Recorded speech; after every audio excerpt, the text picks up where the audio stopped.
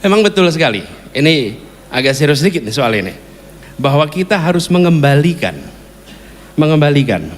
agar ilmu pengetahuan dan metode ilmiah menjadi guidance kita di dalam mengambil keputusan. Karena penghormatan kepada teori itu turun. Dan kalimatnya sederhana, teori. Yang penting prakteknya. Loh, praktek itu pakai teori. Betul tidak? Coba bikin kursi, kakinya diganti 3. Coba aja, nggak ada itu. Apa yang terjadi? Menurut saya harus dikembalikan. Penting sekali. Dan kita mengalami sebuah pembelajaran dahsyat. Kalau ada orang bilang, oh ya kami percaya sains, oh ya kami percaya teknologi, kami percaya metode ilmiah. Ujiannya bukan pada saat normal. Ujiannya itu saat krisis. Kapan itu? Kejadian 3 tahun lalu. Pada saat terjadi pandemi, pada saat itu ketahuan siapa pemimpin menggunakan ilmu pengetahuan dan siapa tidak pakai ilmu pengetahuan.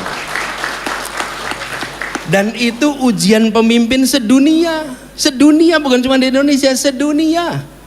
Kita sekarang mentertawakan yang pakai kalung-kalung macam-macam itu, yang pakai metode-metode macam-macam. Kenapa? Karena mereka menomorduakan sains, mereka menomorduakan teknologi, dan mereka tidak menghargai ilmuwan.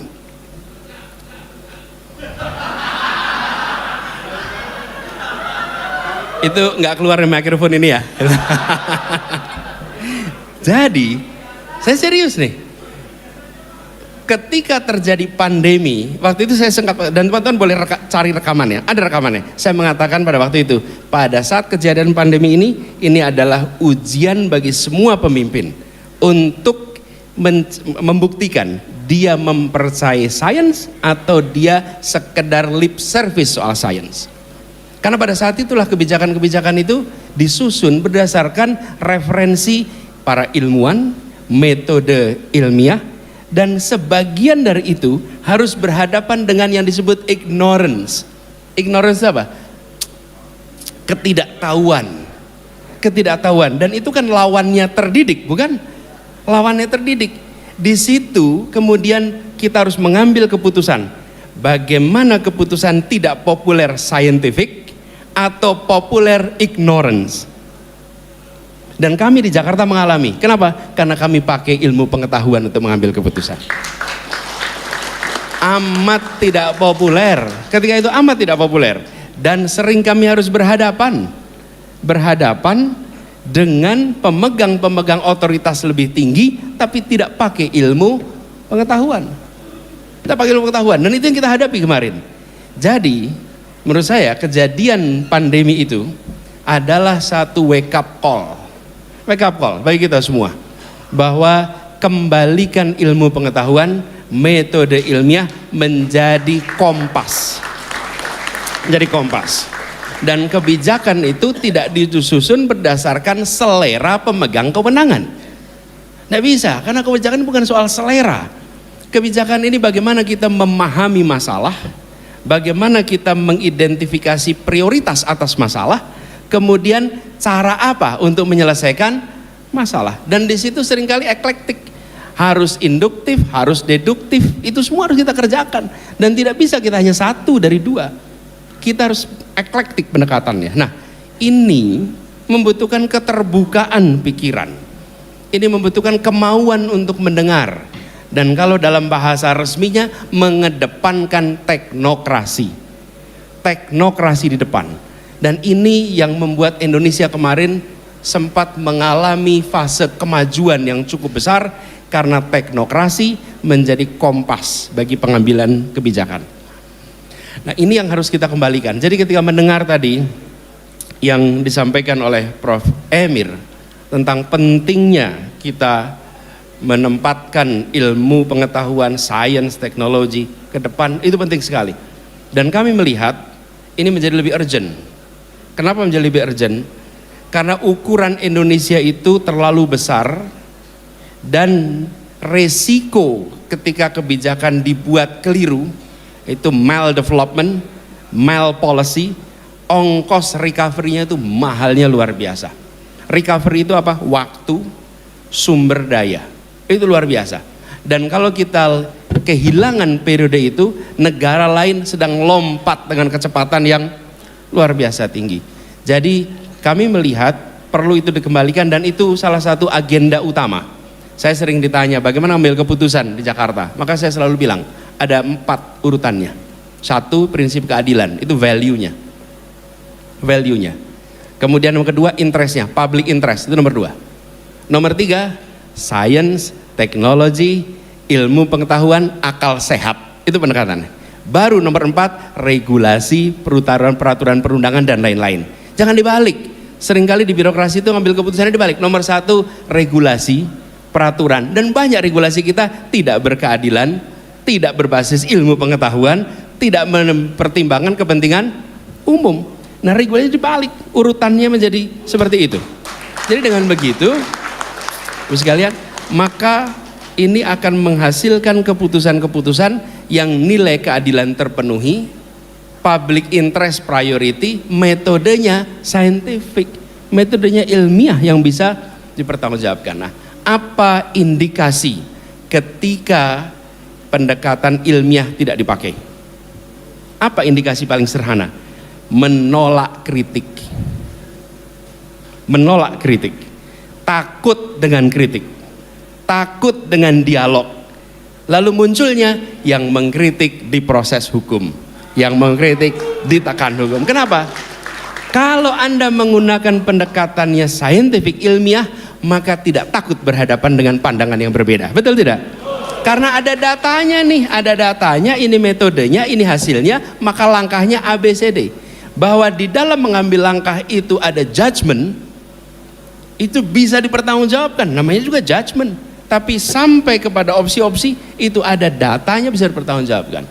Nah, banyak negara yang ketika kita menyaksikan demokrasi berjalan, keputusan-keputusannya populis, tidak menggunakan pendekatan ilmiah, pelan-pelan demokrasinya kualitasnya menurun karena kebebasan berbicara menjadi dipangkas. Itu sesungguhnya akarnya karena tidak menggunakan pendekatan ilmiah, tidak menggunakan metode sains yang itu mendasar bagi mengambil keputusan. Nah, jadi kalau kita ditanya perubahan ini apa? Perubahannya bukan tujuan utama. Tujuan utama tidak berubah. Indonesia yang adil dan makmur itu tidak berubah. Kemajuan ekonomi yang berkelanjutan, kesejahteraan yang meningkat, itu sama tujuannya. Tapi metodenya berbeda. Metodenya metode yang mempertimbangkan secara serius pendekatan ilmu pengetahuan dan merujuk kepada para ilmuwan. Jadi ke depan kalau tadi disampaikan tentang banyak sekali talent-talent yang sekarang ini tidak teroptimalkan. Bapak sekalian, ini bukan sekarang saya bicara ini, sudah berkali-kali, sudah berlama-lama. Yang dibutuhkan Indonesia ke depan adalah reindustrialisasi. Reindustrialisasi. Kenapa? Karena tadi disebutkan industrialisasi kita mengalami kemandekan. Kemudian banyak wilayah di Indonesia ini yang membutuhkan demand-nya tinggi atas produk industri itu. Sehingga gerakan industrialisasi atau reindustrialisasi ini didorong jangan di Jawa lagi. Dan jangan di kota-kota paling besar lagi. Justru harus dilakukan di daerah-daerah yang sekarang populasinya meningkat, tetapi mereka tidak memiliki pasokan produk yang baik. Ini penting sekali. Jadi istilah kami adalah reindustrialisasi. Dan yang kedua yang tidak kalah penting, kita membutuhkan sebuah institusi yang menyusun talent pool untuk Indonesia. Hari ini kalau kita tanya, kami membutuhkan ahli A, tanyanya kemana? Kemana coba tanyanya? Ahli apa di bidang apa ada di mana? Talent pool kita. Talent pool itu bukan sekedar job market. Bukan, talent pool itu negara mengidentifikasi pribadi-pribadi mumpuni yang ada di negara ini sehingga semua bisa memanfaatkan ilmu dan pengalaman mereka. Saya sebut nama tadi karena disebut Pak Tetuko misalnya, bidangnya otomotif. Saya nggak kenal, saya nggak tahu. Tapi we need a talent pool. Dan talent pool itu kemudian menyusun nama yang diaudisi oleh pribadi-pribadi yang mumpuni sehingga ini kredibel. Kalau ada talent pool itu, apapun yang dilakukan negeri ini, maka dia tidak perlu menengok keluar karena di dalam ada talent itu. Dan kita nggak kekurangan stok itu, sama sekali nggak kekurangan. Persoalannya yang membutuhkan tidak tahu kemana saya harus mencari, tidak tahu harus kemana. Negara harus hadir untuk memfasilitasi highly skilled labor yang sekarang minim. Tanyanya ke job hunting perusahaan. Mereka itu ada, tapi untuk private sector, untuk public sector nggak ketemu.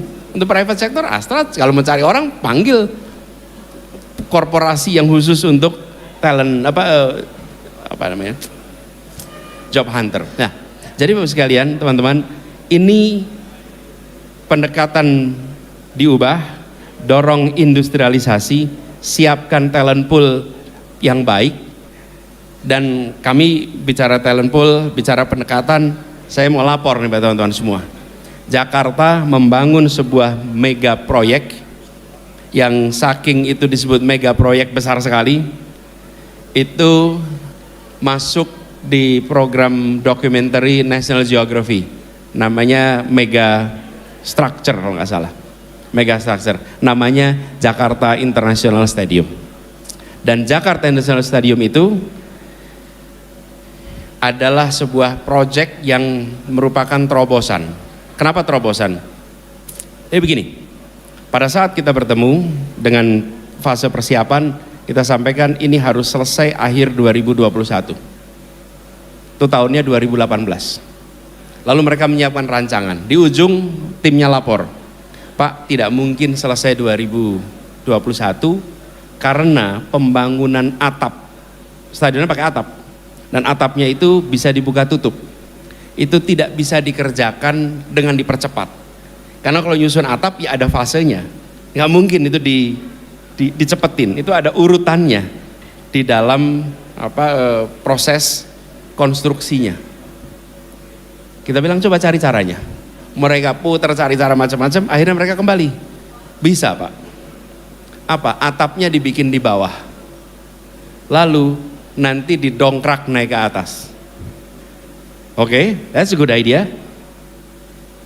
Masalahnya apa? Masalahnya gak ada yang pernah mengerjakan. Karena beratnya 3.400 ton. Ekuivalen ngangkat 2.400 mobil Kijang secara bersamaan. Bayangkan 2.400 mobil Kijang dijejer, diangkat bersama-sama. Equipmentnya harus ambil dari Timur Tengah. Itu kren-kren besar di Dubai, Abu Dhabi, itu harus disewa semua. Karena kren-kren itu khusus untuk mengangkat konstruksi raksasa. Pertanyaannya, should we take the risk or not? Oke? Dan kita bilang, bismillah kita ambil risiko itu. Kemudian dibangunlah di bawah. Lalu setelah itu selesai dinaikkan ke atas. Proses mendongkraknya itu 72 jam. Sebenarnya sampai akhirnya terpasang di atas, rapi semua, terkunci, dan itu semua dikerjakan 100% oleh insinyur-insinyur Indonesia. Dan sekarang dunia terkagum-kagum dengan proses pembangunan ini. Kenapa terkagum? Karena mereka nggak pernah mengerjakan begini. Sebesar itu dikerjakan di bawah lalu diangkat ke atas. Kalau diangkat ke atas tuh aula banyak yang mengerjakan. Tapi seukuran stadion dengan berat sebesar itu, it's never done here. Dan itu dilakukan oleh anak-anak yang dilahirkan ibu Indonesia, dididik sekolah Indonesia dari universitas-universitas di Indonesia. Jadi saya bilang saya setuju sekali, jangan pernah meremehkan didikan anak bangsa ini. Jangan pernah. Dan buktinya banyak sekali, banyak sekali. Selama kita pegang prinsip meritokrasi, we will get the best. Meritokrasi, selama pegang prinsip itu pasti dapat terbaik. Dan kita sudah merasakan di Jakarta. Hari ini kita bangga sekali. Dan kita bisa bilang, gedung yang dibuat sebesar itu tidak satu pun tenaga asing yang terlibat. Semuanya tenaga Indonesia. Nah, Bapak sekalian, ada yang unik ini. Para pekerjanya di sana, itu mereka adalah konten kreator semua, tanpa kita sadari. Siapa? Buruh-buruhnya. Buruh-buruh itu, kalau pada hari-harian itu pada rekaman. Saya sedang ngerjain ini stadion gede, dikirimnya ke kampung halamannya. Jadi mereka saking bangganya mengerjakan proyek ini, Mereka membuat konten-konten dikirim ke kampung-kampung halamannya. Mereka bukan yang engineer papan atas, mereka pekerja kasar di bawah. Tapi apa yang terjadi? Itu yang namanya kebanggaan atas sebuah proyek yang dikerjakan anak bangsa. Dan itu menular, bukan hanya yang di atas, semua yang di bawah pun merasa this is mine, this is ours, ini punya kita. Teman-teman sekalian, Bapak Ibu sekalian, semangat itu yang harus dikembalikan di Republik ini. Ketika kita melihat proyek raksasa dibangun, pada saat ini kita harus mengatakan, kok bukan kita yang mengerjakan? Kenapa kita hanya jadi penonton di tanah kita sendiri? Inilah perubahan, sudah saatnya kita kerjakan itu sendirian. Jadi teman-teman sekalian, PR kita banyak. Perubahan ini tidak otomatis jalan, tidak otomatis jalan, karena tidak semuanya berada di barisan yang putih-putih ini. Betul nggak? Ya, ada yang tidak menginginkan perubahan. Tapi kita yakin, bila kita berkumpul kuat, maka ini energi fusi, betul nggak? Yang nanti akan bisa memunculkan kekuatan yang luar biasa. Jadi pertemuan 1000 alumni ITB, insya Allah ini simbolik aja. Saking banyaknya sebut 1000. Saking banyaknya sebut 1000. Tapi insya Allah kita song-song perubahan ini bukan sekedar pergantian orang, tapi pergantian pendekatan dan prioritas. Saya ingin sampaikan terima kasih kepada semua yang hadir. Terima kasih atas dukungan, atas kepercayaannya. Ini perjuangan yang kita jalani agak panjang. Saya, Sahganda, Denci, Wahyono, saya mau nyebut Gepeng, sebenarnya Nurholis aja dah sekarang. Mau nyebut Gepeng. Itu zaman dulu luntang-luntung bareng-bareng di era itu. Luntang-luntung bareng-bareng. Dan kita lari-lari kalau dikejar-kejar ke Jatinangor, baliknya ujungnya ke Ganesha. Ini perjuangan panjang. Jadi ini bukan dadakan kita sekarang sedang masuk di dalam arena. Arena perjuangan ini kita kerjakan sejak zaman tahun 90-an. Ketika kita menginginkan demokrasi. Dan demokrasi alhamdulillah sudah jalan 25 tahun. Sekarang saatnya untuk kita menunjukkan bahwa demokrasi delivers justice and prosperity. Bahwa demokrasi yang kita perjuangkan itu akan menghasilkan keadilan dan kesejahteraan. Ini kata kunci, jangan sampai demokrasi terjadi tapi tidak delivers apa yang menjadi aspirasi dari publik. Dan publik menginginkan kesetaraan, publik menginginkan kemajuan. Nah, mudah-mudahan ini bagian dari kita menuntaskan apa yang sudah dimulai dari tahun-tahun dulu. Jadi sudah saya bilang tadi, ini 70-an, 80-an, 90-an, 2000-an, ini semua karena ITB dulu terkenal sebagai rombongan yang berani-berani itu di ITB. Jadi kalau sekarang ada orang ITB gak berani, ini bukan ITB sebetulnya, bukan ITB. Loh, kita di Jogja ini dapat ceritanya, itu rektor ITB, Iskandar Ali Sabana, betul nggak? Anak-anak itu pada ditahan, tetap aja bimbingan skripsi jalan, tetap aja pada bisa lulus. Kita bilang ini rektor dahsyat nih. Kalau rektornya berani, apalagi mahasiswanya, betul nggak? Jadi kalau ITB itu memang pemberani dan sudah saatnya 2024 ITB bangkit lagi untuk jadi pemberani. Ya, itu aja teman-teman sekalian. Bismillah, insya Allah, insya Allah. Iya.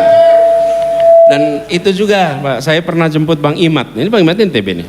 Saya itu nggak pernah mengira kalau Bang Imat itu insinyur listrik. Saya kira kuliah tauhid itu ulama ini. Ternyata insinyur listrik gitu, insinyur elektro. Dan saya pernah jemput Bang Imat di Jogja. Lalu Bang Imat ini kan kita lihat, wah gede betul nih. Apa Salman, kemudian pergerakan macam-macam. Jadi waktu saya jemput saya tanya, Bang Imat, gimana ceritanya Bang Imat itu kuliahnya teknik elektro? Terus dia bilang begini, ini cerita beliau nih. Dulu saya di Sumatera Utara ada peresmian Bendungan Asahan katanya. Bendungan Asahan. Lalu sekampung anak-anak laki-laki, kemudian warga yang laki-laki itu jalan kaki. Kata dia sekitar 6 jam sampai ke lokasi peresmian. Kenapa? Ingin dengar pidatonya Bung Hatta. Yang meresmikan Bung Hatta. Lalu Bung Hatta pidato. Dan saya bayangkan pidato Bung Hatta itu pidato yang datar. Karena beliau kalau pidato itu datar. Coba dengar rekaman suara Bung Hatta. Lalu Bung Hatta dalam pidato itu bilang begini. Indonesia ke depan akan membutuhkan banyak sekali pembangkit-pembangkit listrik seperti ini. Seperti Bendungan Asahan ini. Dan Indonesia ke depan membutuhkan banyak sekali insinyur-insinyur listrik. Kata dia, semua anak pulang pengen jadi insinyur listrik. Ini kata Bang Himad nih, semua pengen jadi insinyur listrik. Apa? Saya ketika dengar itu apa yang menarik? Yang menarik begini, yang menarik itu tidak ada orang yang berpikir apa Bung Hatta saudaranya proyeknya listrik ya? Nggak ada. Nggak ada yang berpikir apakah Bung Hatta ini keluarganya ngurusin listrik ya? Tidak. Yang muncul adalah saya percaya tanpa syarat pada kata-kata pemimpin saya. Ini dahsyat. Ada yang namanya unconditional trust pada pemimpin. Unconditional, percaya tanpa syarat. Ketika Bung Hatta mengatakan kami butuh ini, seluruh rakyat mengatakan saya kerjakan. Dan anak-anak kecil itu pengen jadi insinyur listrik, termasuk beliau berangkat. Terus dia cerita, ketika udah kuliah ternyata kurang cocok saya di sini. Tapi buat saya itu inspirasi dari Bung Hatta. Itu pesan. Ini yang harus dikembalikan dari Republik ini. Kepercayaan kepada para pemimpin-pemimpin yang harus dikembalikan. Bahwa ketika mengatakan A, ini karena kita bicara tentang kepentingan nasional. Kita bicara karena kita memiliki tujuan keadilan. Nah, PR kita semua mengembalikan kepercayaan itu pada proses politik, mengembalikan kepercayaan itu pada pemimpin-pemimpin politik. Dan mereka-mereka ini para pemimpin politik jadi biografi yang dibacain oleh orang tua kepada anak-anaknya. Coba kita masa kecil, lihat, baca Soekarno, baca Hatta, baca Syahrir, baca Agus Salim, baca Natsir. Apa sih itu artinya? Mereka semua profesinya politisi, semua profesi politisi. Tapi mereka jadi inspirasi keluarga-keluarga di rumah kita.